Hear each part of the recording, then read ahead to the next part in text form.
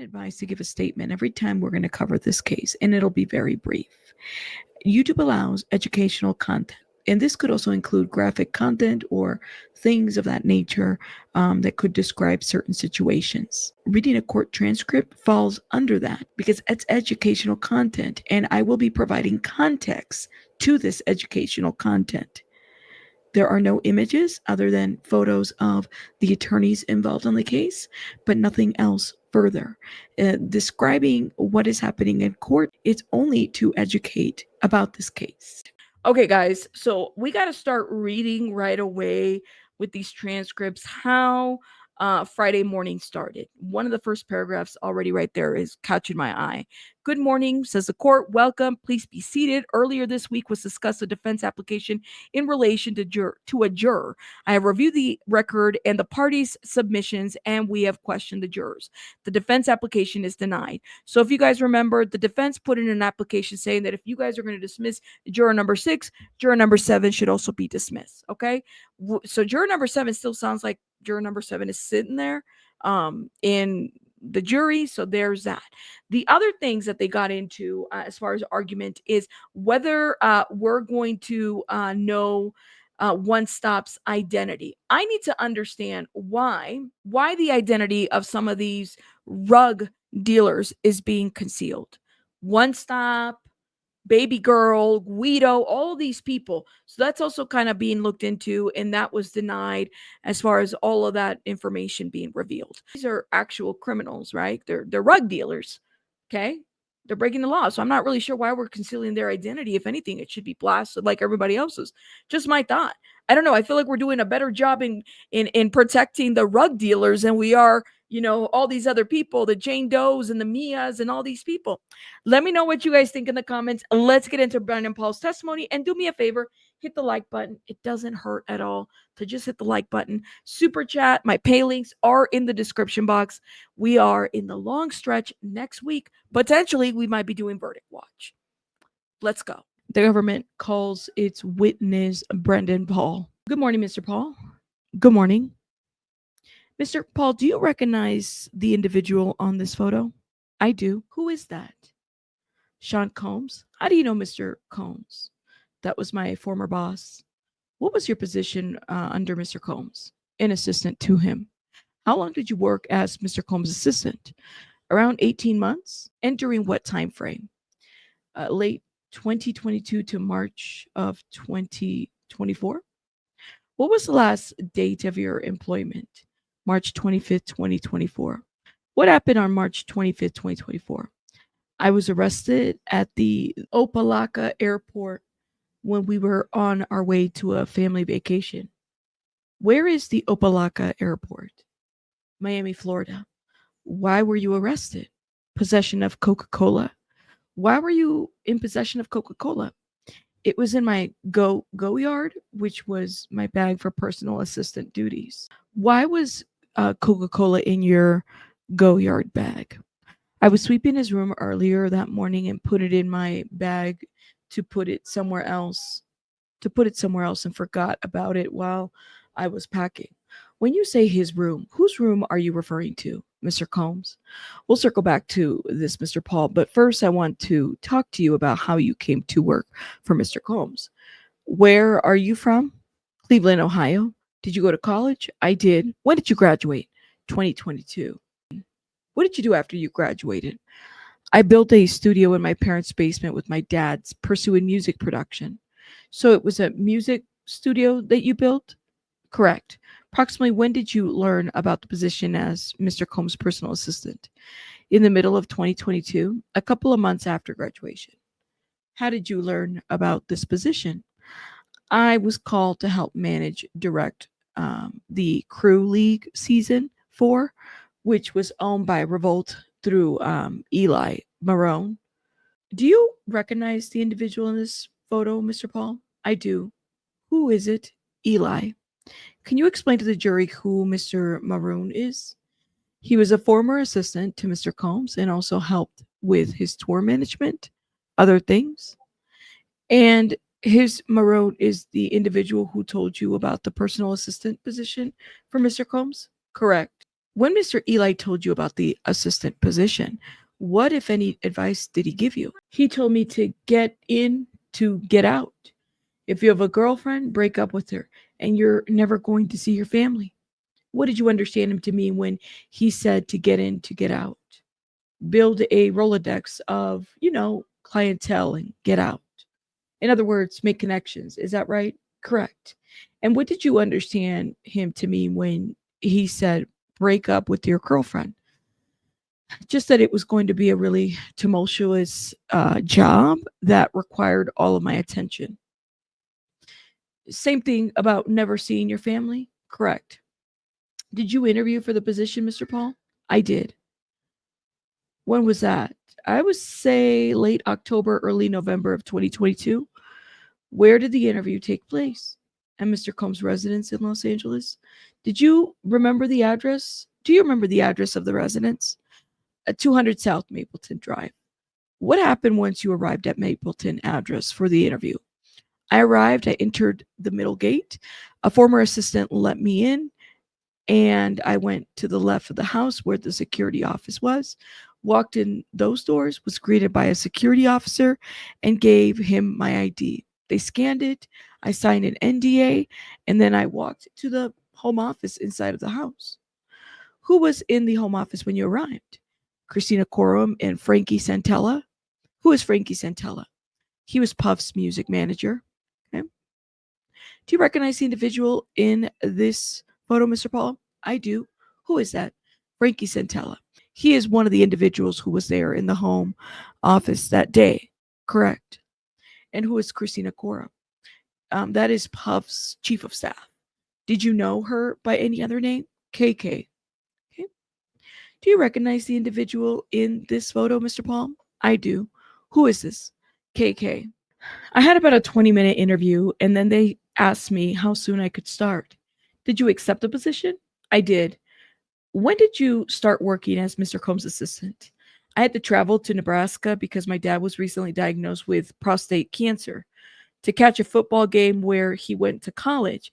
And then I came back that Monday to move to LA. So a couple of days later after the interview, 4 days. During your first couple of weeks on the job, where did you work? Out of his residence in Los Angeles. That's the 200 Mapleton address. Correct. Who gave you instructions during that time period? It mainly came from assistants who were there before me. Did KK provide you instructions as well? Not much. What were you instructed to do by the other assistants? I helped organize suitcases, do Amazon returns, pick up things at pharmacies, pack up a lot of joints in the garage, coordinate with a chef on meals and timing, things like that. What do you mean by pack a lot of joints? Just like cones? I stuffed flowers into cones. What, if any, interactions with Mr. Combs did you have during this first couple of weeks on the job? Almost zero. Were you given instructions on how to interact with Mr. Combs? KK told me to kind of just stay clear while I got used to the environment before I met him. Were you eventually introduced to Mr. Combs? I was. At what point? 2 or 3 weeks into the job? Who introduced you to Mr. Combs? Christina did. Can you describe the interaction? She came to the garage and told me to grab something to take notes with. They were having a listening party out back for his new album. I sat in on that, took notes on what I thought, and then once it was over, she grabbed me, introduced me to Mr. Combs in the backyard. When you say she, you mean KK. I do. After this interaction, how frequently did you interact with Mr. Combs throughout your tenure? Almost every day. Who was your direct supervisor? KK. And what was KK's role? Chief of staff. What was your understanding of KK's job responsibilities as Mr. Combs' chief of staff? She basically ran the enterprise, maintained all of his schedules, helped out with the family, things of that nature. How often did Mr. Combs and KK communicate throughout the day?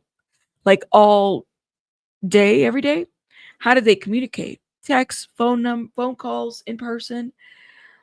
What, if any, access did Miss Coram or KK have to Mr. Combs' electronic devices? I believe, full access to his business phones? Did you observe KK use Mr. Combs' business phones? I did. In what way? Just responding to all the texts that he would get. It would be thousands and thousands a day. Now, you mentioned a couple of your tasks during the first few weeks on the job, but can you describe more generally your responsibilities as a personal assistant for Mr. Combs? Yeah, make sure that he was on time to the appointments, make sure that his meals were on time, his workouts were in order, packing bags, unpacking bags, making sure travel was on point. Did Mr. Combs have other personal assistants when you worked with for him? He did. Approximately how many? At one point there was 5 of us, then 4, then 2. Were their responsibilities similar to what you had described? Yeah. We all had basically the same responsibilities, but we divided our task on our strong suits. And what do you mean by that? Like being a former college basketball player, I focused a lot with Mr. Combs on his workouts, his meal plans, music, because of my music background. And then we kind of just divvied it and conquered. Mr. Paul, I want to run through a few things of the assistants that you work with. Okay, so more exhibits are pulled up. Mr. Paul, do you recognize the individual in this photo? I do. Who is it? Jonathan Perez. How do you know Jonathan Perez? He was an assistant with me. Did his employment as an assistant overlap with yours? It did. Okay. Who is depicted in this photo, Mr. Paul? Frank Rodriguez. And how did you know Frank Rodriguez? He's Mr. Combs' butler. How did the role of butler compare with the role of personal assistant? It was pretty similar, just he was basically would never leave Puff's side when it came to if he needed water, chapstick, a lighter, whatever it was. He was there for it. Did Frank's employment overlap with yours? It did. Did Mr. Combs have a butler before Frank Rodriguez? Yes. What was the butler's name? I believe his name was Dean. Okay. More government exhibits. Do you recognize who's depicted in this photo, Mr. Paul? I do. Who is it? Joey Chavez. How do you know Joey Chavez? He was an assistant with me. Did his employment overlap with yours? It did. Yeah. Mr. Paul, did you speak with the assistants that we just looked at throughout the day? Yeah, all day, every day. What modes of communication did you use? Mainly chat, text messages, but also, FaceTime in person. Did you have any group chats involving KK? I did. And what did you discuss in these group chats? Just Mr. Combs' whereabouts, what was on the daily schedule, what was happening, basically a play by play of the day. Did Mr. Combs, in preparation for your testimony today, did you review certain communication from you when you were Mr. Combs' assistant? I did. There should be a binder next to you on the witness stand. Do you see that? I do. Okay, can you grab that binder and flip through it? Just look at me when you're finished flipping through it. What is contained in this binder, Mr. Paul? Text messages, photos, anything from my time of employment with Mr. Combs. Did these text messages and photos come from your phone? They did. Did you review the contents of that binder before you testified today? I did. How do you know that? Because we did it together. Did you initial the binder? Correct. Are the communications and photos contained in the binder fair and accurate? Yes. Okay. So more exhibits are introduced, some under seal. So there's probably a lot that we are not aware, and you could see the numbers are right there in the screen to show you that they're under seal. Mr. Paul, did Mr. Combs have other staff that you interacted with regularly? Yeah. Did he have security staff? He did. And who do you remember being part of Mr. Combs' security staff? Fahim Muhammad was the head of his security.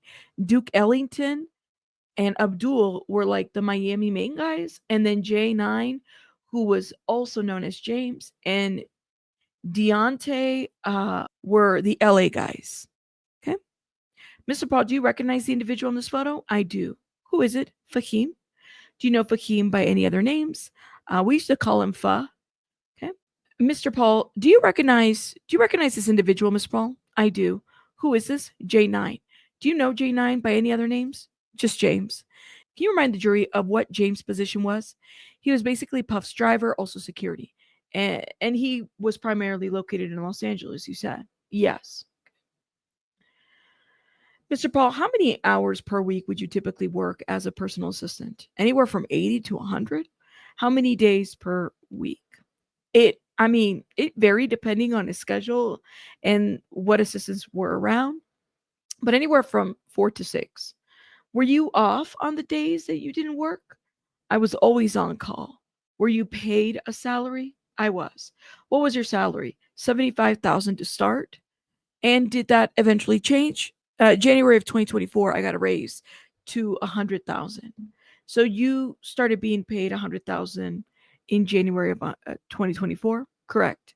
How often were you paid? Biweekly. Were you paid by a corporate entity? I was. Do you remember what corporate entity? Combs Enterprise? Okay. Mr. Wall, do you see your name on this spreadsheet? I do. Looking at the line for the salary, was this the approximate amount of your biweekly paycheck in January of 2024? Yes. Okay. So that's entered into exhibits and no objection from Steele, which is the defense. Okay. Mr. Paul, can you point out the amount of your biweekly paycheck in January of 2024? $4,166.67. And that's when you were earning approximately 100,000 per year? Correct. Ms. Slavic says, thank you. You could take that down. When you worked as an assistant for Mr. Combs, where were you based? Both Los Angeles and Miami Beach, Florida? Why did you work in both Los Angeles and Miami? Because that's where his residents were. You mentioned the address of the Los Angeles residence. What was the address of the Miami residence? 1 and 2 Star Island Drive. Okay. Mr. Paul, what's depicted in these photos? That's his adjacent bathroom in 2 Star Island, his Miami home. We would call that her bathroom. And are these the fair and accurate photos of her bathroom in Mr. Combs' Miami residence? They are. Okay. No objection to the exhibits being entered. Mr. Paul, can you explain to the jury what they're looking at? Just a bathroom in his home. Which bathroom is this? Not his main bathroom. It was the adjacent bathroom to his main bathroom. We would call this her bathroom. What residence was this in? 2 Star Island in Miami? Correct. Mr. Paul, when you were based in Los Angeles, where did you live? Airbnbs all over Los Angeles? And what about when you were in Miami? Airbnbs all over Miami. Was KK based in Miami as well? She was. Where did KK live in Los Angeles? She had an apartment up the street. How close was that to the Mapleton residence? Maybe 4 minutes. Where did KK live in Miami? In 2 Star Island? Did you ever travel for work, Mr. Paul? I did. How frequently? Pretty frequently. How often did you travel with Mr. Combs? I think I was in a private jet 3 or 4 times. When you traveled with him, did you travel by a private jet? I did. Otherwise, you traveled separate from Mr. Combs. Is that right? Yes, the majority of the time. What was the purpose of traveling separately from Mr. Combs? It was my duty to advance my travel that he had. By advance, I mean I would go there early with his stylist, and we would set up his rooms. Okay, and what was the purpose of advancing locations?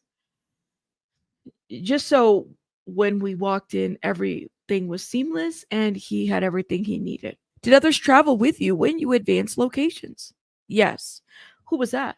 Stylists, sometimes photographers, really just depended on what we were doing and where we were going. When you traveled separately from Mr. Combs, how would you travel? Commercial. Who booked your travel when you traveled in connection with your employment? His travel manager. Who was that? Jessica Ruiz. What was her role? Travel manager? What did she do? Booked flights for the entire, organization. During your tenure as an assistant, did you ever accompany Mr. Combs to club appearances? A couple times. Could you explain to the jury what a club appearance is? It's when you get paid to show up at a club. What, if anything, did Mr. Combs say about how much money he made from a club appearance? I would never heard him say anything about how much he made in club appearances. Did you ever hear discussions about payments for club appearances? I did. What were those discussions? That if he was going to do a club appearance, they needed to sell a case of De Leon, and I think who normally asked for 150,000. How frequently did Mr. Combs do appearances when you were a personal assistant? Not very frequently. Can you ballpark? Maybe 8 times in total while I was there. Do you remember which clubs? The Live in Miami, uh, Verdome in Miami. Those were the 2 that I went to. Who accompanied Mr. Combs to club appearances? Security, his butler, always another assistant, family sometimes. Now, Mr. Paul, you said that you worked approximately 80 to 100 hours per week as Mr. Combs' personal assistant. I did. Did you ever go for long stretches without sleep? I did. What was the longest period you went without sleep? There were some naps in between, close to 3 days. You said that there were naps in between? Yes. Out of 3 days? Why did you go without sleep for that long? We were in New York releasing his last album. How did you feel after you stayed awake for 3 days? I was young, so I was able to handle it.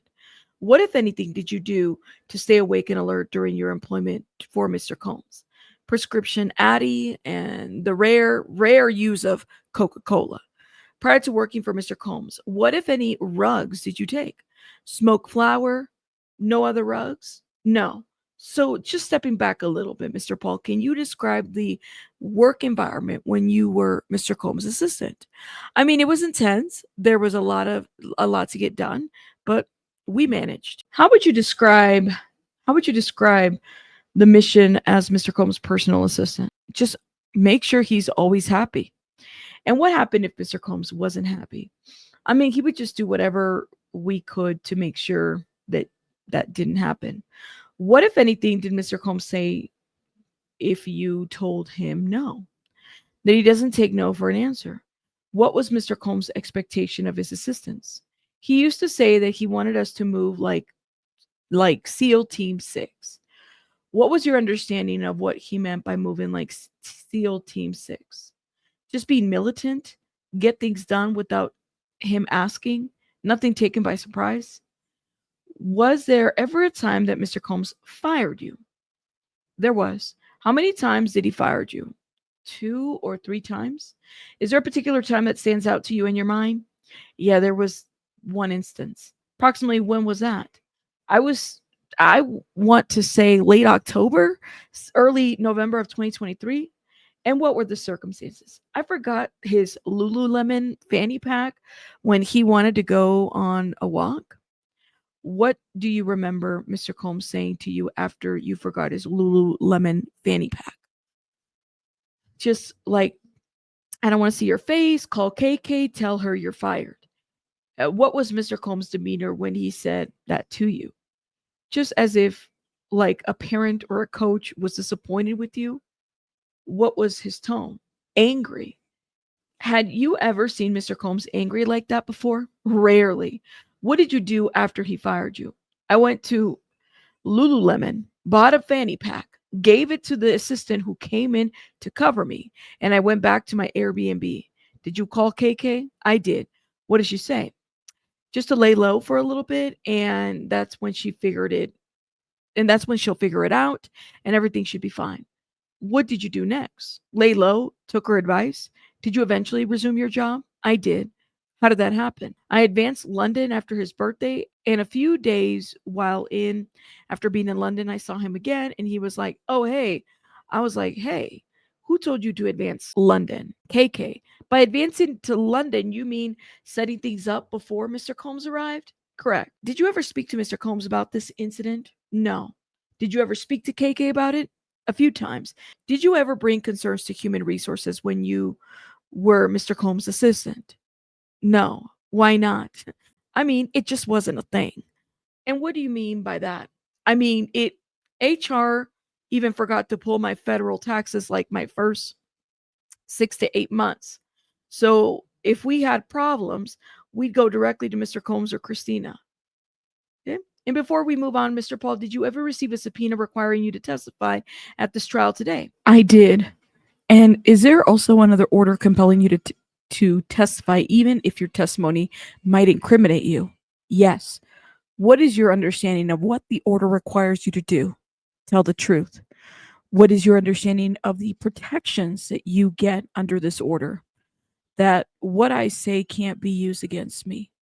Does this order protect you from prosecution from any crimes that you may have committed in the past? No.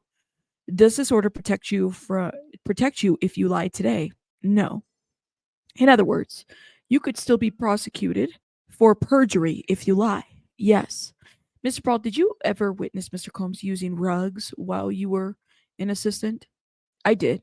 What types of rugs? Coca Cola, K, X, flour. How often did you observe Mr. Combs use rugs? Not not like too often. Ballpark. Once a month. Okay. Were there other times where you didn't see Mr. Combs actually use rugs, but he seemed high? Yeah. When did Mr. Combs keep rugs in his home? It wasn't like a planned thing to just like keep rugs in his home, but there were rugs in his home sometimes. Yes. Okay. Do you recognize this photo, Mr. Paul? I do. What is it? That's my hand. And what's in your hand? On the left is X. On the right is 2C. Can you explain to the jury what 2C is?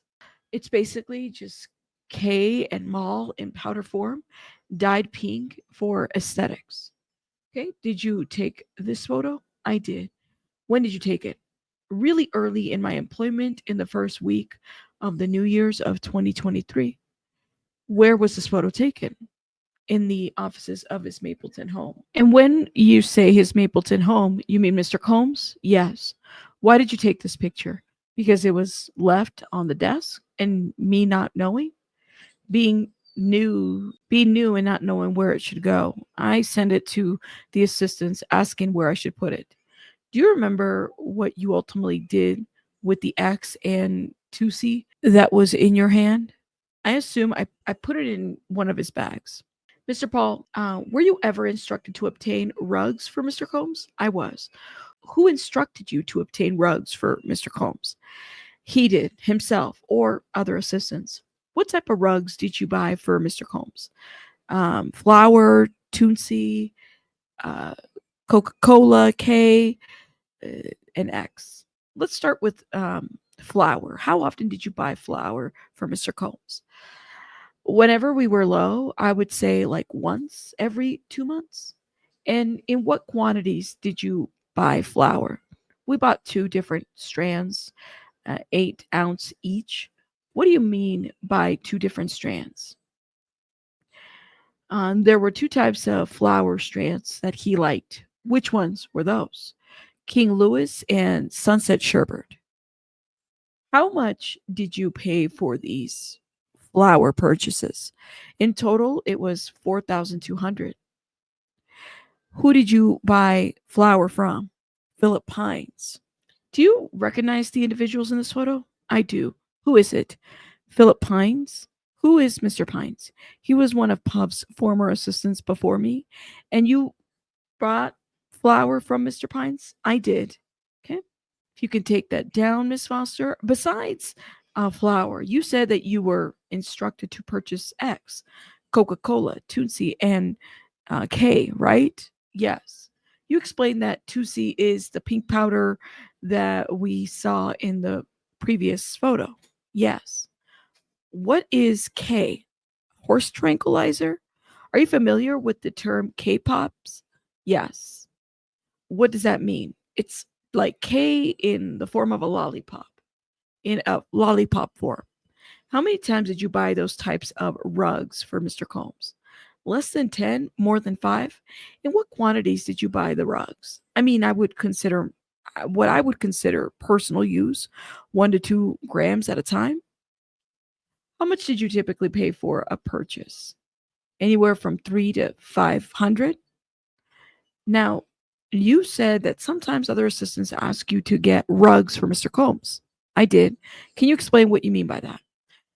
Just like if you were with him, he'd ask, or they knew that it would come up, and I was not with him and also at work. I would just be like, okay, what time are they coming? And I would just go grab it and bring it to them. So occasionally you would pick up packages without actually purchasing the rugs. Do I have that right? Correct. What did that involve exactly? What I just explained. How did you, how did you and Mr. Excuse me, how did you and other assistants obtain rugs for Mr. Combs? We would text the rug dealer and then the rug dealer would come to either one of the homes. Do you remember the names of those rug dealers? I do. Who are they? Guido, One Stop, Baby Girl. Any others? There's Ovi. How do you spell Ovi? I think it's OIV. Did you communicate with all these individuals you just mentioned? Not all of them, no. With the individuals you did communicate, how did you communicate? I was introduced to them either through text or phone calls. Okay. Do you recognize the individuals in this photo, Mr. Paul? I do. Who is it? He goes by the name Guido. Is this a true and accurate picture of Guido? Yeah. Okay. No objection from the defense, and exhibits are introduced. Okay. Can you explain to the jury who is depicted in this photo, Mr. Paul? Guido. Who is Guido? The rug dealer in Los Angeles? Did you see Guido at Mr. Combs' home? I did. Once or more than once. Maybe 2 times. Okay. You mentioned a rug dealer named Baby Girl as well. Is that right? Yes. What, if any, rugs did you buy from her? Honestly, I don't remember off the top of my head. Okay. Mr. Paul, what is this? It's a conversation between me, Jonathan Perez, who was another assistant, and Baby Girl. And what was the date of this conversation? February 20th of 2024. Right? And could you explain to the jury what's happening in this chat? I'm being introduced to Baby Girl through Jonathan Perez. Jonathan Perez is introducing you to Baby Girl? Yes. How were you introduced to other rug dealers? Same kind of thing, or just given a number and handled it from there? Who gave you their number? Most of the time it was other assistants. Did Mr. Combs ever give you contact information of a rug dealer? Once or twice. And focusing back on this particular chat, why were you reaching out to Baby Girl? I believe to secure rugs. For who? For Mr. Combs. Mr. Combs. And focusing on the last couple of chats, do you see the message from Baby Girl LA Plug at 11:47 that says, "Is it for you or Puff?" I do. What do you say in response? Puff. Can you read your next chat? But please don't disclose that. You can tell whoever it's for me. What do you mean by that? It was just very important to keep his profile low as he was a celebrity, and the people could screenshot this and could say, hey, I was asked to get rugs for Diddy. Okay. After you obtain rugs for Mr. Combs, what typically did you do with them? Either gave them directly to him or put them in his Gucci pouch. What is the Gucci pouch? It's just a place where he would keep rugs. Who told you to put the rugs in the Gucci pouch? It's something I learned from the former assistants. Okay. Do you recognize this photo, Mr. Paul? I do. What is this? The Gucci pouch? Who did the Gucci pouch belong to? Mr. Combs.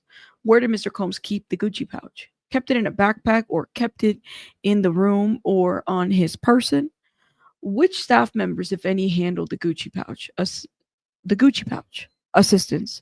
Did the security ever handle the Gucci pouch? Not that I'm aware of. Under what circumstances did the assistants handle the Gucci pouch? Just whenever he asked for it. Okay. Did you ever pick up prescription rugs for Mr. Combs? Yes. Where did you pick up the prescriptions? Pharmacies. Under whose names were the prescriptions? Sean and Frank Black. Can you explain who Frank Black is? It was his alias for discretion. What do you mean by that? He would use his alias so pharmacists or hotels wouldn't know that it was for Sean Combs.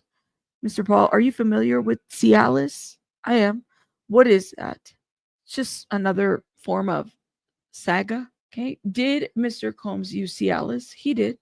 Where did he keep that? I mean, he kept it in his med bag. He also kept it in his nightstand, like pill case. Were you ever asked to pick up prescription rugs without a prescription for Mr. Combs? Once. Who asked you to do that? He did. And what type of rugs did he ask you to pick up? Zanny. Where did you get the prescription rugs without the prescription? I didn't. Mr. Paul, what is this communication? Text between Mr. Combs, and I? And do you see the contact that says love red phone? Yes. What is that? I referred to Mr. Combs as love, and that was his personal phone, the red phone. You mentioned earlier in your testimony that he had a business phone and a personal phone. Yes. So you said that the red phone is his personal phone. Correct. What was his business phone? The yellow phone. What is the date of this chat that we're looking at? February 14, 2024. Okay. So Mr. Combs says, you get me Zans? And what do you say? Still working on it? Have two leads, should be able to get by tomorrow. Waiting to hear back from one more person too. What was your understanding of what Mr. Combs meant by you get me Zans? He wanted Zanny. The Zans refers to Zanny? Yes. Are you familiar with any other names for Zanny? Sticks, bars? And what do you mean by I have two leads? Just that I was asking around to see if anyone had them. Who were you asking? Friends.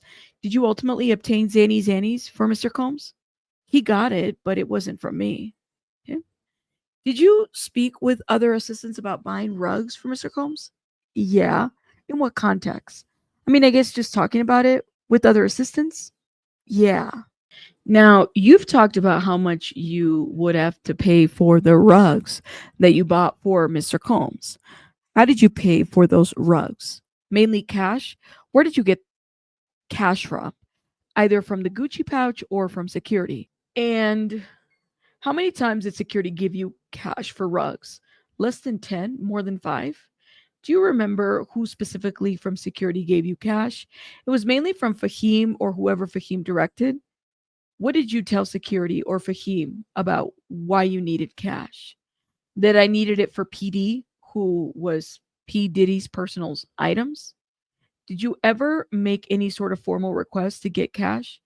No formal request, but I always put it in writing. How did you put it in writing? Through text. Did you have a file of any sorts of report with the finance team that you had taken cash to pay Mr. Combs' rugs? No. Yeah. What is this communication, Mr. Paul? It's a group tag. It's a group chat between J9, KK, Fahim, and myself. Can you remind the jury who J9 is? One of Mr. Combs' securities. And what is the date of this chat? February 9th, 2024. Okay. Um, Mr. Paul, could you please read your first message? Yeah. Hi, following up on cash reimbursement. KK is aware and wanted me to make this thread. The following is 44,200 flour, which is flour, 125 store run for personal items, 85 for online personal orders, 780 for personal Gucci items. Total 5,190. What does Fakim respond? We got you covered once Duke come on shift.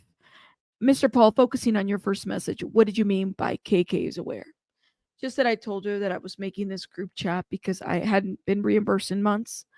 And is this reimbursement was for things that you purchased for Mr. Combs? Correct.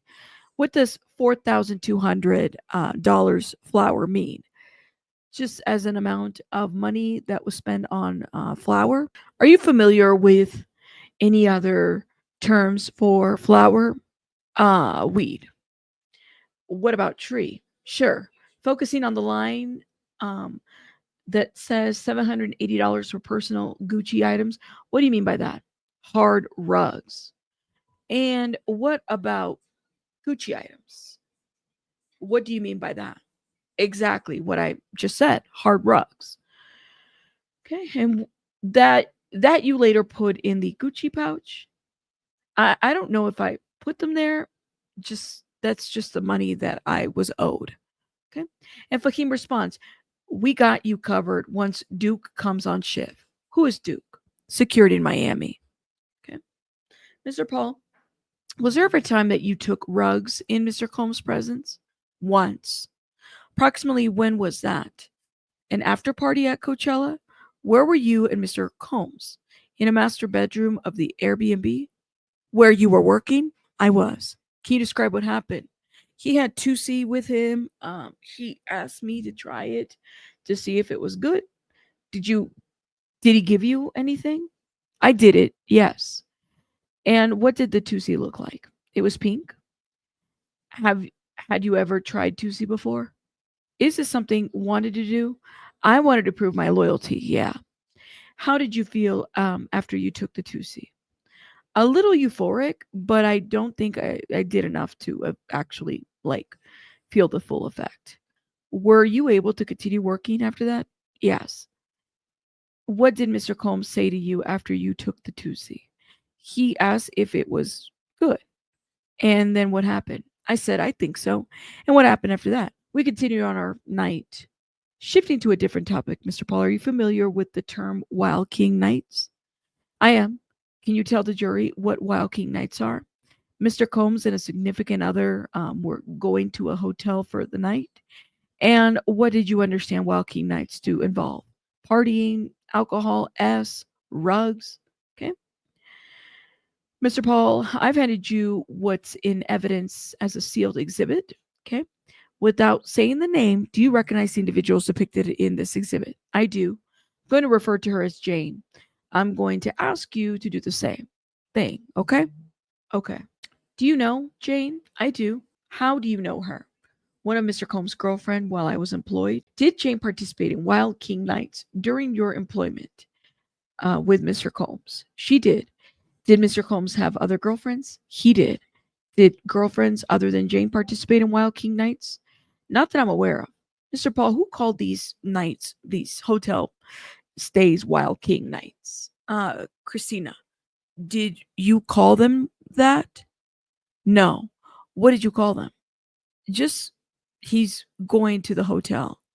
Did they always take place at hotels? Not always. Where else did they take place? His residence? Her residence? Was there a point in time when these Wild King nights stopped being at hotels? Sure.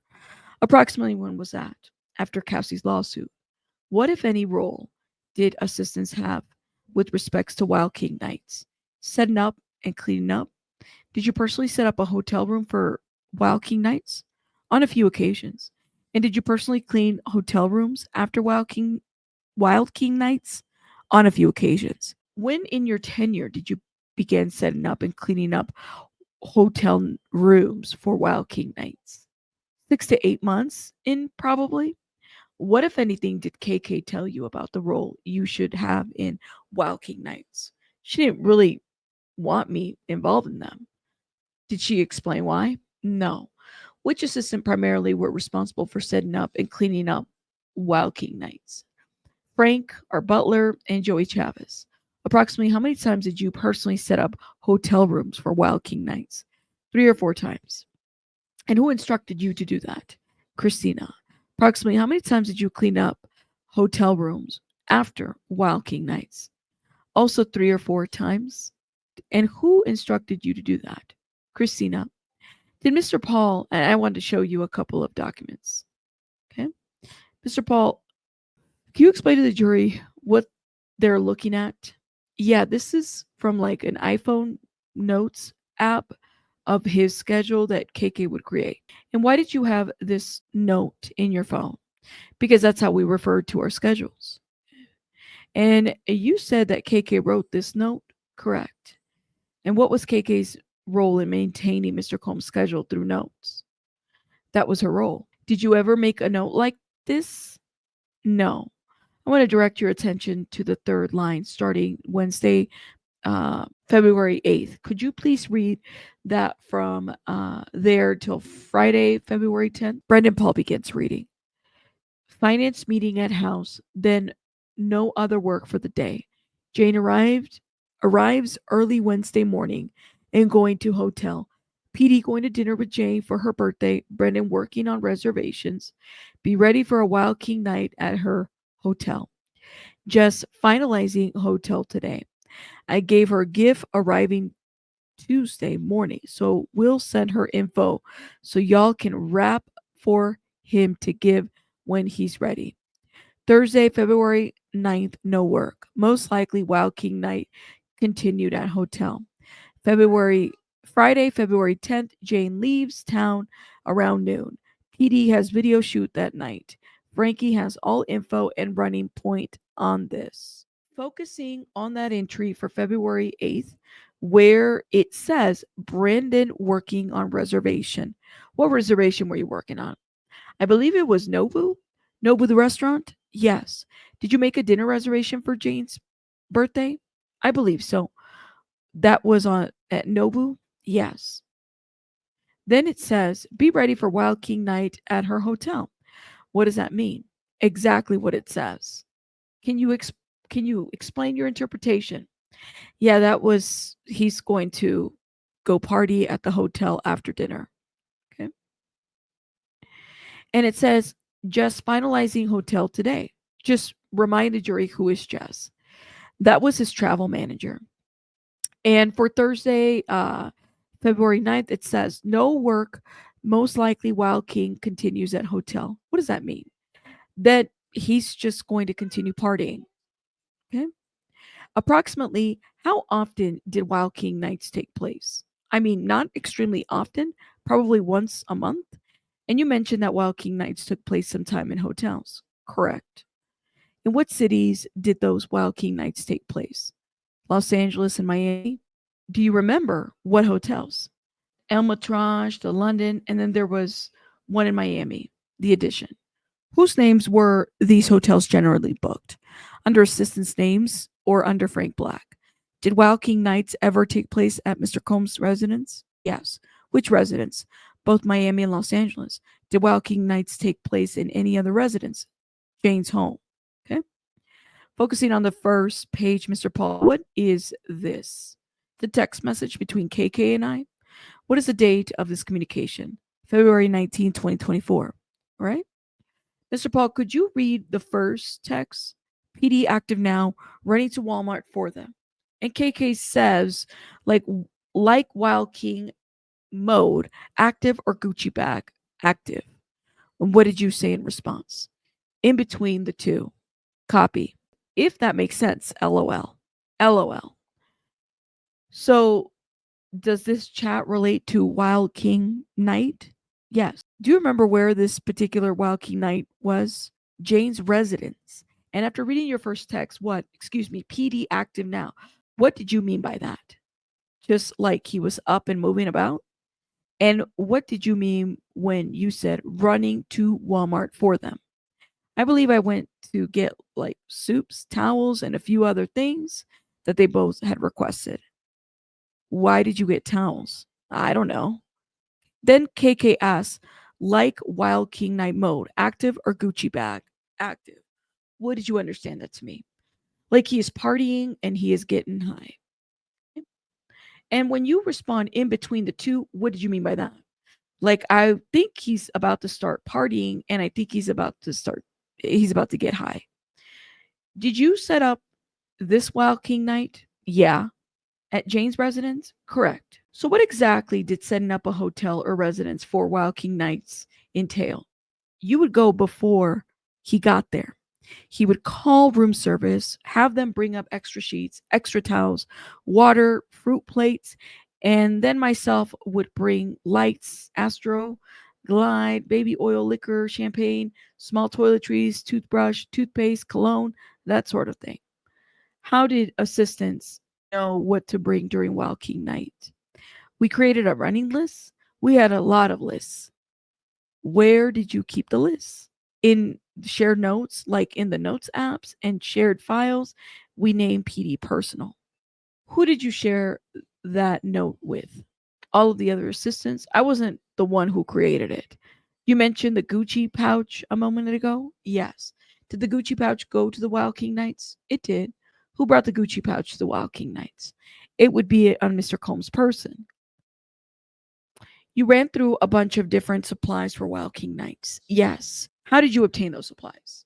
He would just tell us the house, the property managers, or both locations.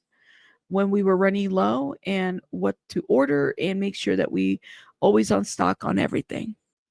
Who was in charge of stocking those supplies at Mr. Combs' residence? It kind of just depend on what it was. In terms of baby oil and Astroglide, who was responsible for stocking those items? Property manager? What does this photo show, Mr. Paul? A cabinet in her bathroom, which wasn't his main bathroom in the Mapleton residence. Why did you take this photo? Because we had a new property manager who I didn't think was very good, and I sent him a picture of this on how I wanted things organized. What exactly is being organized in this photo? It, as it shows, baby oil and Astro. Okay. Did you have to buy the supplies that you for a Wild King night yourself? Once. How did you pay for those supplies? Credit card. Your personal credit card?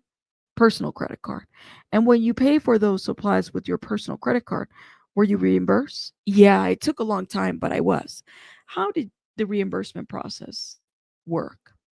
You would take a picture of all your personal receipts, write out exactly why you paid for what you paid for. Then KK would need to approve it, send it back to you. Then you would put Robin and the rest of them in an email chain. You mentioned Robin. Who's Robin? Robin Greenhill. And who is that? One of the financial people at TriStar? And what is TriStar? A financial company, to my knowledge. Did you ever provide Mr. Combs with cash in connection with Wild King Nights? If he would ask for it, yeah, one time. Who instructed you to bring Mr. Combs cash in that instance? He did it himself, but I didn't bring it to him. I gave it to him before he went. How much cash did you give him? 5,000.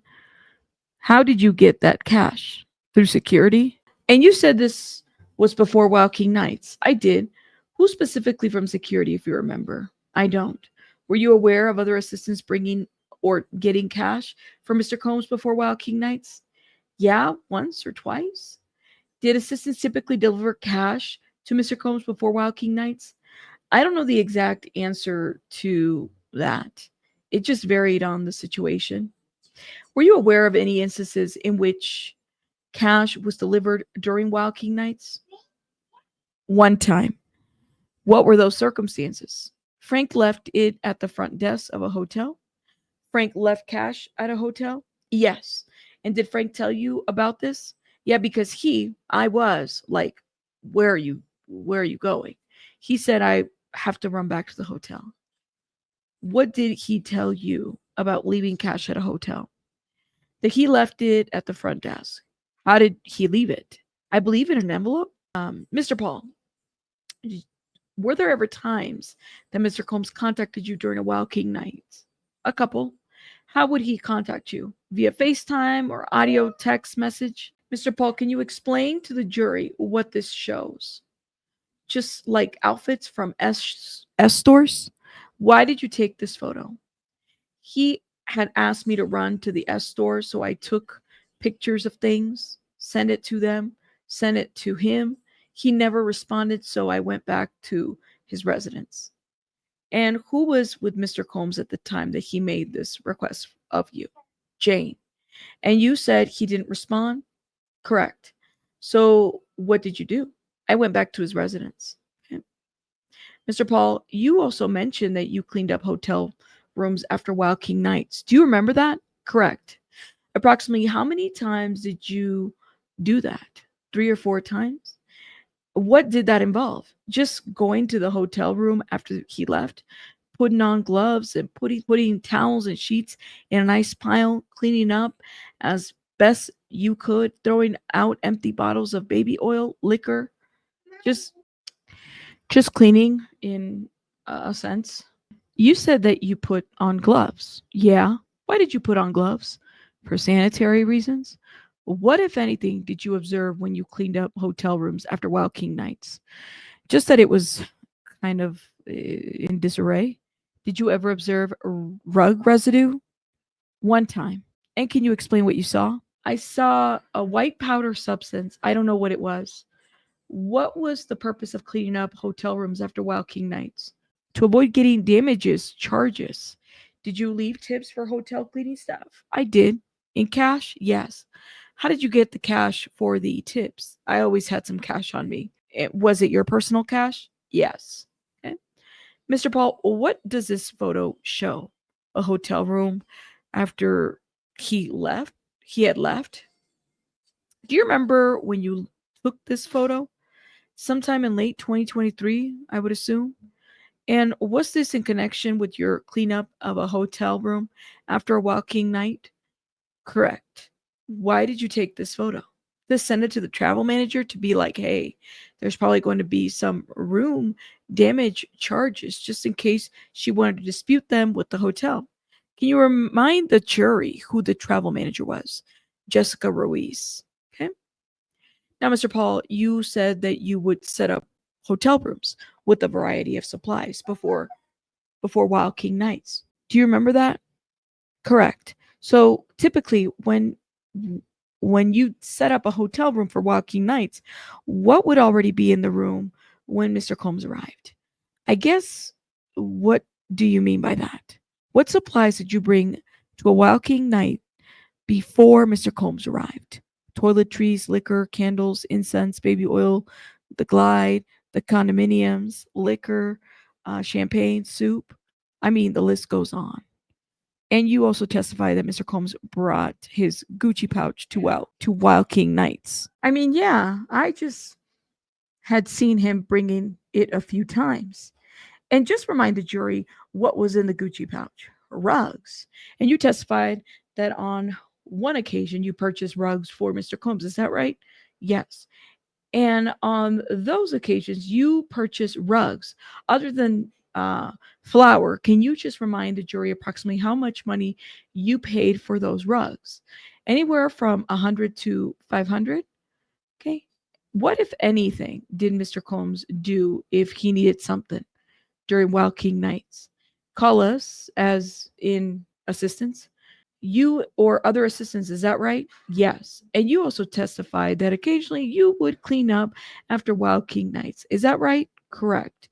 And when a Wild King nights was at a hotel, you left cash tips for the cleaning staff. Objection from Mr. Steele. Your Honor. Correct. Court says, hold on, because Brendan Paul had answered the question. Sorry, if there's an objection, just hold on for a second until we resolve that. Grounds, says the court. Steele says, answer, asked and answer. Court says, that's overruled. Ms. Slavic continues with the questioning. You can answer, Mr. Paul. Can you ask the question again? The question was whether you left cash tips for the hotel cleaning staff when you cleaned up after Wild King nights. I did. And separately, Mr. Paul, you testified that you and other assistants provided Mr. Combs with cash in connections with Wild King nights. Occasionally, yeah. And the one time that you did it, just remind the jury of how much you gave him. 5,000. Did you provide Mr. Combs with cash in that amount in any other context? Not that I'm aware of. Just wrapping up, Mr. Paul, you said that your last day of working for Mr. Combs was on March 2024. Correct. Okay. More exhibits are pulled. Mr. Paul, do you see this photo? I do. What is it? That's me, Christina, and Mr. Combs. Okay. And no objection to that exhibit. Mr. Paul, can you explain to the jury what they're looking at? That is Mr. Combs, Christina, and I board in a private jet to go on vacation to the Bahamas. Whose private jet were you on? It's not his, it was rented. Where was this photo taken? At the Miami airport. When was this photo taken? March 25th, 2024. Where were you planning to travel before you were arrested? The Bahamas. And you're getting to the Bahamas on this private plane? Correct. This was work travel for you? Yes. And you said that you were arrested for Coca-Cola possession on that day. Is that right? Yes. Just remind the jury why you had Coca-Cola that day. Objection from Steele. That's sustained. Okay. Ms. Slavic continues questioning. Why did you have Coca-Cola that day, Mr. Paul? The court says that's sustained, right? I think the grounds are asked and answer. Steele says yes. Court says yes. Okay, sustained. Was that Coca-Cola yours, Mr. Paul? No. Okay, Court says that's overruled. I'm noticing some typos in the transcripts because they're like, anyways, I'm reading them as it is, okay? Questioning continues by Miss Slavic. It was not your Coca Cola? Correct. Did you tell law enforcement that it wasn't your Coca Cola? No. Why not? Loyalty. Whose Coca Cola was it? Mr. Combs. Mr. Paul, you were arrested that day? I was. What is the status of your criminal case? My charges have been dropped because I have a really good lawyer. What, if anything, did you have to have those charges dropped? I went into a pretrial diversion program where I took over 20 rug classes and a bunch of random rug testing. What, if any, interactions did you have with Mr. Combs after you were arrested? Zero. When was the last time you saw Mr. Combs? In this photo, basically March 25th. When was the last time you spoke with Mr. Combs? Same day. Okay. One moment, Your Honor, says Ms. Slavic. No further questions at this time. Court says, all right, thank you. Here we go to the cross-examination. And we know that cross-examination was done by Steele. Steele on cross-examination. Good morning, says Steele. How are you doing? Brandon Paul asks. I like to put into perspective some of your answers, okay? Okay. Would you describe yourself as an extremely hard worker? Correct. And you set your sights on goals and then you go after those goals. Is that fair to say? 100%. And you would give everything that you would have to accomplishing these goals, mentally and physically. True? That's how I was raised. And you strive for perfection? Fair? Yeah. And I'm not saying this is the only example, but you actually worked so hard that you walked onto college basketball. True? Correct. And it's not just any basketball program. You walked onto a school in this state a couple of hours away from Syracuse University, right? Yes. And you were able to do that. And you mentioned like a coach. Yeah, Jim Boheim. Yeah, an iconic coach, right? Yeah. And you actually had time in the game where you played, in fact, in the ACC tournament. True? Correct. And you played against North Carolina? I did. And I know Syracuse, your team, you won the game, right? Yeah. But then C-19 hit and everything shut down. True? Yeah. I know that that's just one example of athletics, but you also studied hard. You worked hard academically. True? I did. And, sir, is it correct that you achieved ACC academic honors in 2019, 2020? It is. Same year as you're playing for the team, right? Yes. And that is that you say that's how you were raised. That's your makeup, right? 100%. And it's still your makeup today, right? Yes. And it is your makeup when you asked for and you did get the opportunity to work for Sean. Yes. True? True. After graduating college, I think you said that you were I previously said it was in 2022, correct? Yes. And you told about you wanted to do work, you wanted to focus your concentration with your work ethic on the music industry, right? Music, entertainment, yeah. And the business side of it as well, right? You wanted to learn everything. Yeah. And you wanted to soak it all in, true? Yes. And you mentioned that you and your father actually built on a music studio for you. We did. And then you use your contacts through basketball to eventually get you explained the gentleman, who was it, but you got to work with another iconic person, Sean Combs. True? I did. And you were excited about that job, right? For sure. And that is something that you undertook because even you were told, get in, get out, break up with your girlfriend. You're not going to see your family. You took that as just like you do all of your goals. And you took that as this is a great opportunity. True? Yes. And you did it with your eyes open, right? I did. Nobody fooled you about how hard it was going to be to work with such an iconic person as Mr. Combs, right? No. And you welcome that. I did because you wanted to learn the business side of music. True? Yes. The music side of music, the actual songs. True?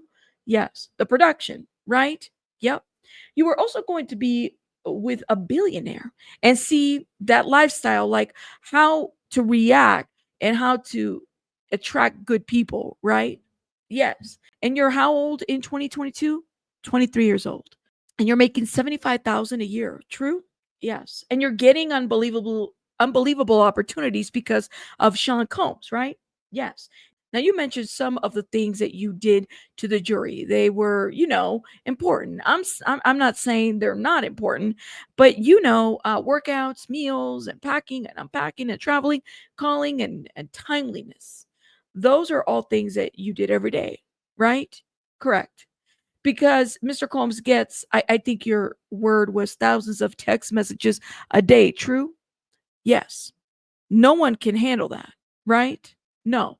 So he needed a support staff to really get him through where he was going to be and how he has to answer and how to dissect what is important and what has to be prioritized, right? He did. And that was one of your responsibilities, right? Yes. And he trusted you. You know that. Yes. And he let you about be around him and see his phone and see his activities. True, he did. And you welcomed that. I did. And you enjoyed being with Sean Combs. True? Yes. What you stated is that you worked approximately, the number of hours that you talked about, 4 to 6 days a week. Is that true? Yeah, 80 to 100 a week. And approximately, and I'm not saying that this is perfect math, but it's approximately 9 in the morning to 11 o'clock p.m., 4 days a week. Is that fair? Yes, sometimes later. And during that time, you definitely helping Sean Combs, right? Yes. And you're helping your coworkers, right? Yes. Yeah. And you're also helping yourself, true? Depends on what you mean by that. You're learning. Yes. And this was like an amazing opportunity for growth in your mind, right? 23, it was pretty incredible. Yeah, and we'll talk about that in a minute. If you don't mind, you're referring to the release of a record album, right? Yes. Okay. Now the prosecutor who asking you a lot about rugs, do you remember a lot of those questions? Yes. You made it clear to the jury that you've always made it clear you are not some rug mule, right? Absolutely not. Objection from the government. Court says is overruled. Mr. Steele continues questioning. I am I right? Absolutely not. And that means some jurors may not know what that means. That means that means somebody who was just sneaking around. Objection from Slavic. Questioning continues by Mr. Steele. Getting rugs for a person, is that true? The court says that's sustained. My understanding, answers Brendan Paul. Court says that's sustained. Steele continues with the questioning. What's your understanding of what a rug mule is? Someone who traffics kilos and kilos of rugs across the world. And what you're doing is on a few occasions, I think you said between 5 and 10. Correct. About 18 months of working next to Sean Combs for sometimes 10, 12, 14 hours a day. You're talking about a minuscule amount of times dealing with rugs. True? Me personally handling them? Yes. Yeah. And this was a minor part of what you did with Sean Combs and other coworkers, right? Absolutely. And we're also talking about when you said trafficking, we're talking about between 100 of rugs or 200 or 300 or 400, maybe maximum of 500. That's what we're talking about, right? It is. That is correct. Yes. But the prosecutor was asking you all these questions about rugs. Objection from Slavic. Court says yes. No preambles. Just ask questions. Mr. Steele continues. Okay. This was clearly just personal use for Mr. Combs. Objection from the government. Court says rephrase. To your objection, this was clearly just personal use, amount of rugs for Mr. Combs. Objection from the government. Is that your understanding? Court says that's overruled. Brandon Paul answers, yes, that's my understanding. Let me time out. Even in the transcripts, like they're constantly objecting over each other and speaking, like that's really annoying. Let me just put that out there. Very hard sometimes to follow through. But let's keep going. Clearly, there's an objection. Government's not having it, and the defense is still going with the questioning. Let's keep going. Now, you mentioned one time that Sean Combs, Mr. Combs asked you to see whether rugs were good. That's the only time that you ever saw Sean Combs ask somebody to do rugs. Is that correct? Is that right? Correct. Now, you mentioned, and I'm going to call her what I think you called her. You called her KK, right? Uh huh. True? Yes. And KK's not a rug user, is she, to your knowledge? Not that I'm aware of. And KK, not even a drinker of alcohol, to your knowledge. True? Correct.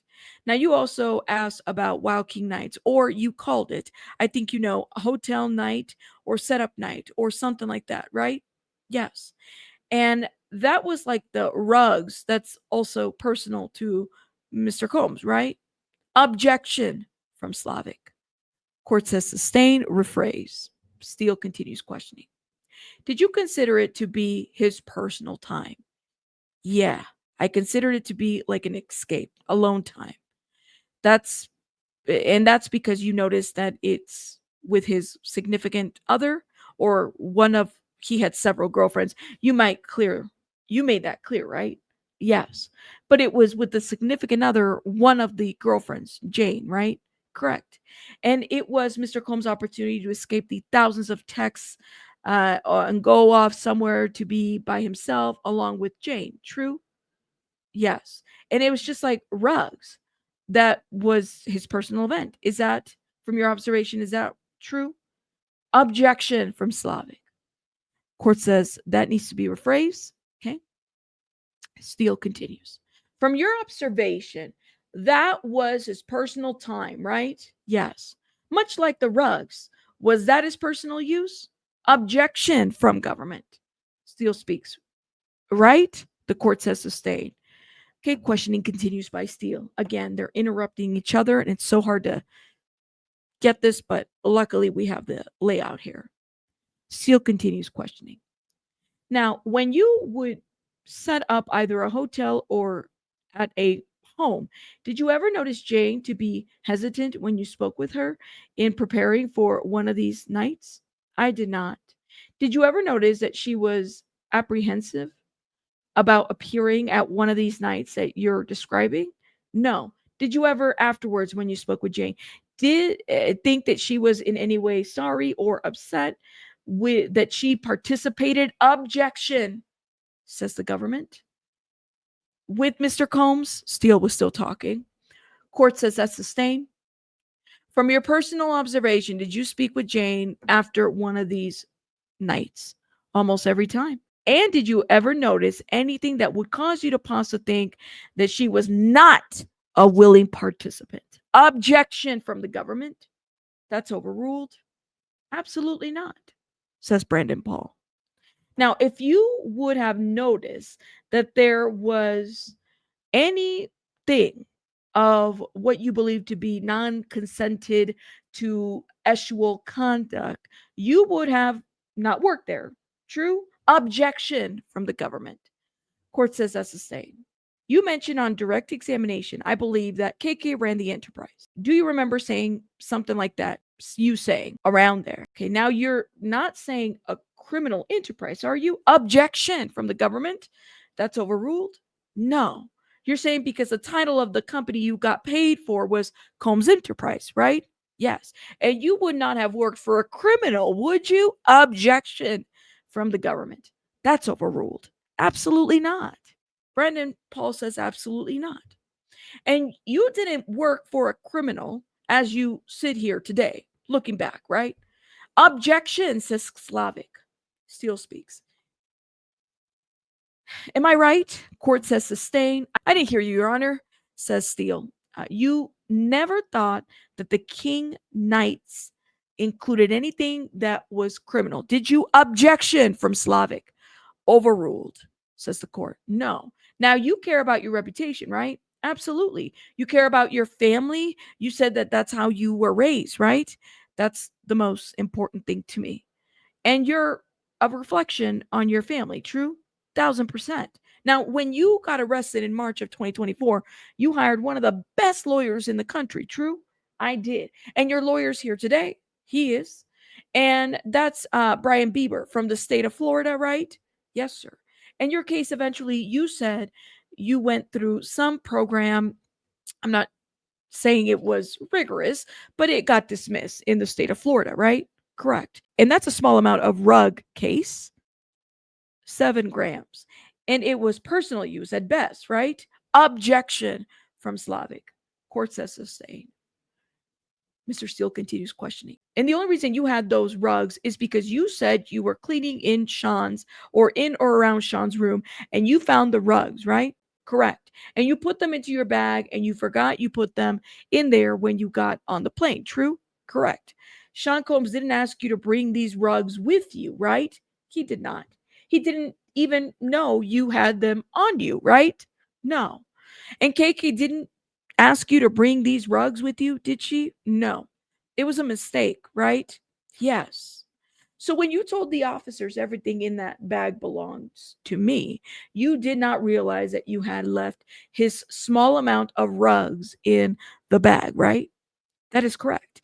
And then they pulled it out. You're like, oh my God, I forgot I put it in there, right?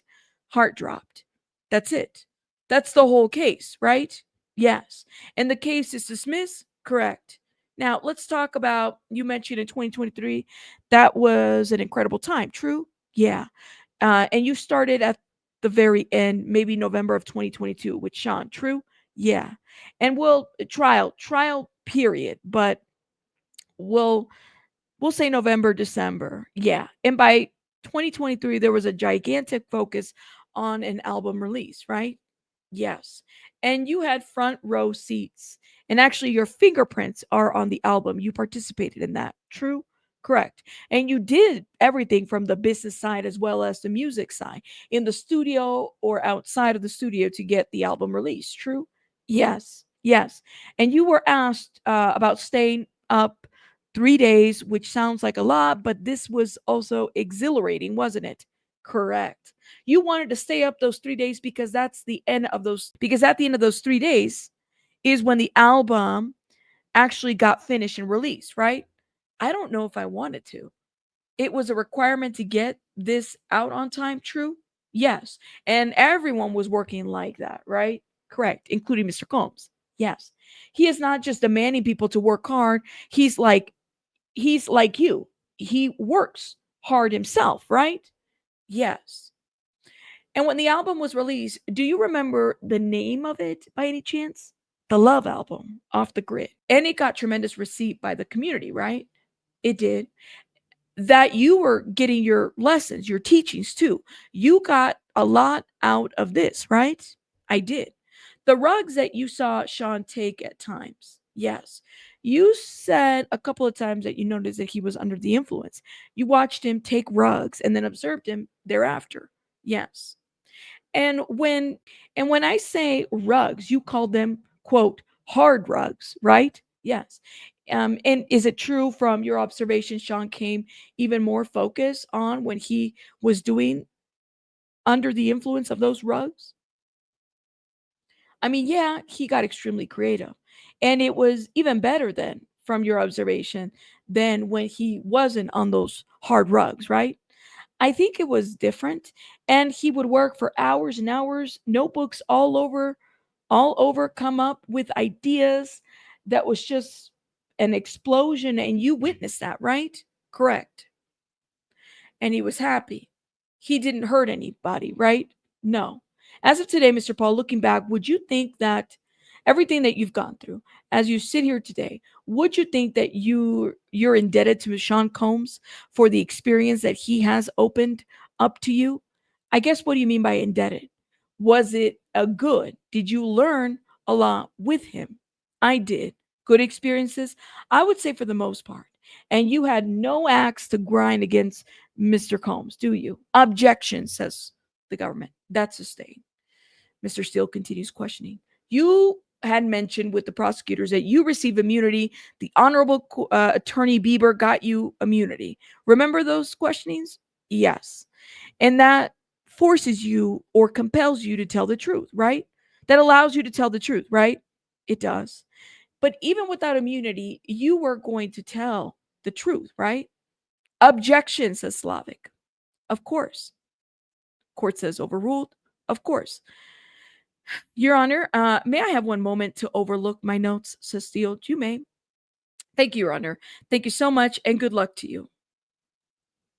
You may. Okay, so I believe this is when Steele says he's done with questioning because he says, "Thank you, Your Honor. Thank you so much, and good luck to you." The witness says, "Thank you." Any redirect? This is where the government is redirecting. Here we go. Slavic says, "Yes, Your Honor, but before we do that, could we have a brief sidebar?" You may. So there is a sidebar between the attorneys, okay? Let's get into the sidebar. Comey says, "Your Honor, are we allowed to have three now? Because if so," court says, "I was going to mention it, but we don't need three people.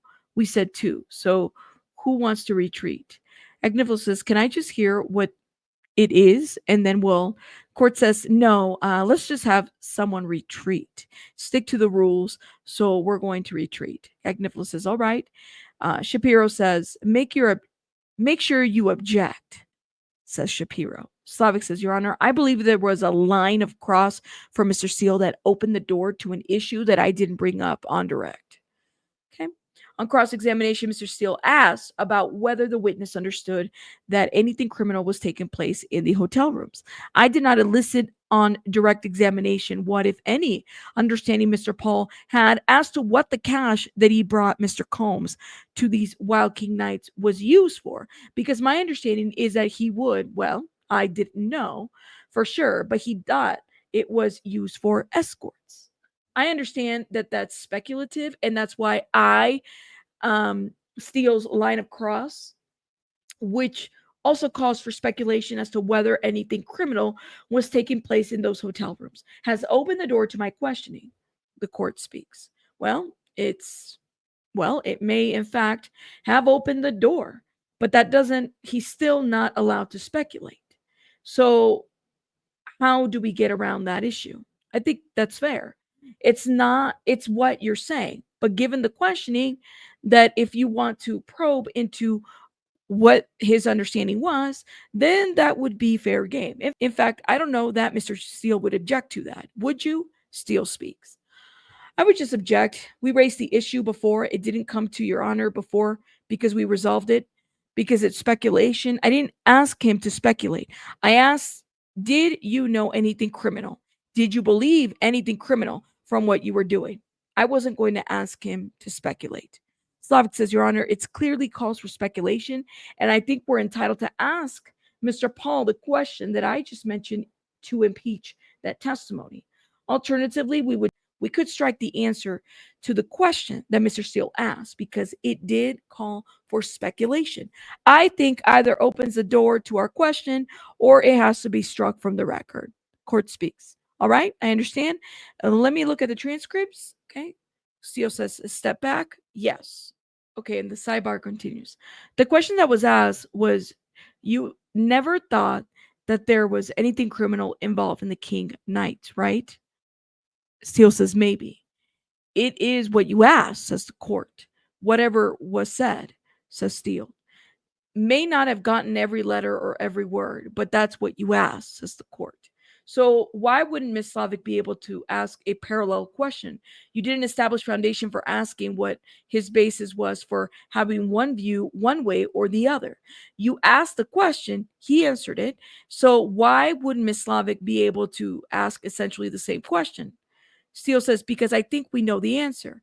And the answer is going to be, I just assume, court says, then she can ask without assuming.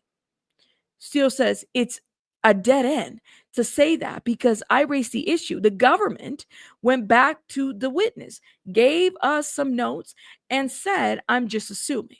The court says, I think you're talking about one form of question. However, Ms. Slavic, your response to what you asked would be able to, in fact, ask the witness about his lack of understanding as to, for instance, the purposes for which cash was to be used at the King Nights, right? Establishing that he didn't know what. Steele speaks. If he didn't know, that's fine. Court says. So there are some questions that you can ask in response to the question that Mr. Steele asked to establish what he would have lacked knowledge of to certain things that was in other testimony, and the evidence the government has argued shows a criminal, basis, whether it's for escorts. Do you understand what I'm saying? Slavic says, no, I'm sorry. Okay, so they kind of go back and forth on the line of questioning, what they open the door for. All right, so we're back to the questioning right now, and Slavic is about to do redirect. Again, Slavic is for the government. Steele just got done. Slavic wasn't happy with Steele's questioning, which I thought Steele did a pretty good job, but I haven't read Slavic, so I might change my mind. We'll see how Slavic does. Okay, Miss Slavic, you may proceed. Mr. Paul, do you remember Mr. Steele asking you on cross-examination whether you thought that anything criminal was taking place in the hotel rooms during Wild King nights? Yes. Did you know what was taking place during Wild King nights? There was S happening, maybe partying. Were you there? I was not. So, do you have any reason to believe that you know whether what was going on at the Wild King nights were legitimate or illegitimate? No. And Mr. Steele asked you whether you believe that anything illegal was happening in those hotel rooms, right? Correct. What did you believe the money that you provided Mr. Combs with was being used for? Objection from Steele. Court says that's sustained. Lay some foundation to ask that question. This is what they were arguing. Side note, this is what they were arguing in that sidebar. Slavic needs to lay the foundation because Steele opened the door for this line of questioning. Okay, let's keep going. Slavic says, Mr. Paul, you testified about supplying Mr. Combs with money before Wild King nights, right? I did. And just remind the jury of how much that was. 5,000.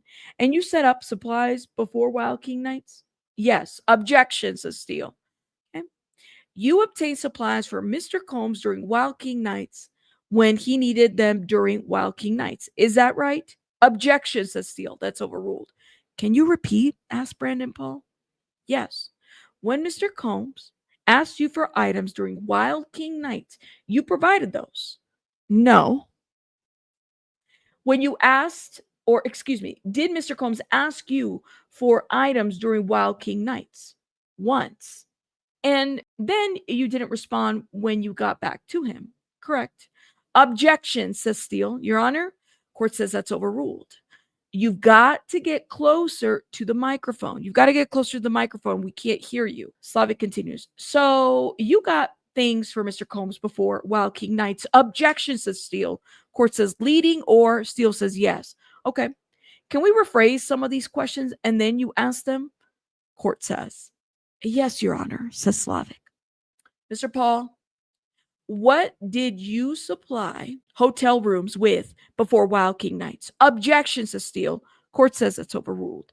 Liquor, baby oil, glide, lights, candle, incense, toiletries. And if Mr. Combs needed things during Wild King nights, who did he reach out to? Assistants. And what would assistants do when Mr. Combs asked for things during Wild King nights? Tell him where it was. And after Wild King nights, what was your responsibility? Objection, says Steele. Your Honor, court says that's overruled. To clean up the hotels, answers Paul. And you said that when you cleaned up hotels, you left cash tips for hotel staffs. I'm going to object for 2 bases, Your Honor, says Steele. Excuse me, says the court. Basis for objection, says Steele.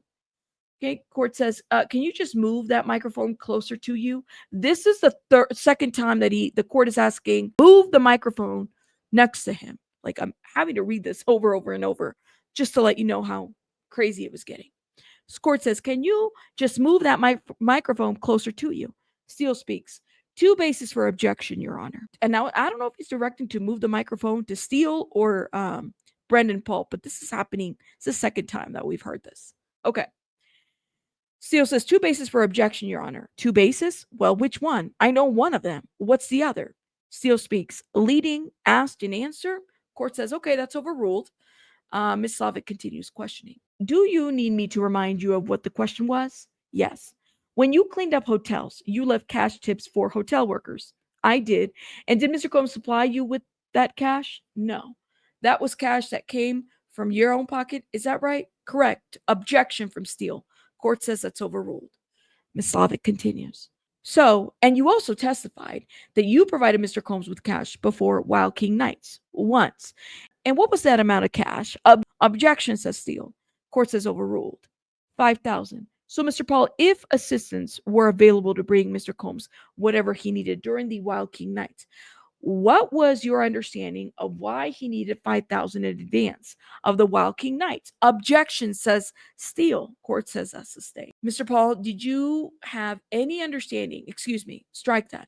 Mr. Paul, you provided Mr. Combs with 5,000 in advance of Wild King Nights. Objection, says Steele. Court says that's overruled. Last time. Yes.